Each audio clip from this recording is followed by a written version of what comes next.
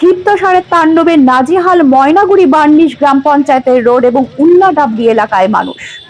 7ই September রবিবার Maynaguri varnish গ্রাম পঞ্চায়েতের road এবং উল্লাডাবরি এলাকায় দিন সন্ধ্যা নাগাদ একটি ষাঁড়ের তাণ্ডবে নাজেহাল এলাকাবাসী।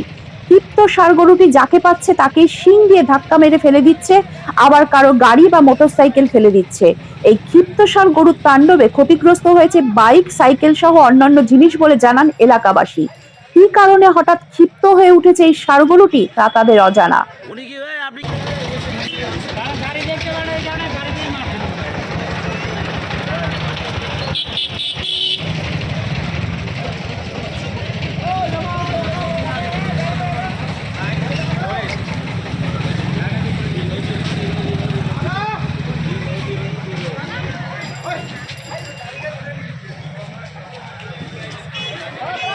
উনি কি আপনি কি বুঝতেছেন না ব্যাপারটা নাকি? আপনি বুঝতেছেন না ব্যাপারটা? আরে ওই তুমি কোথায় আছো ভাই?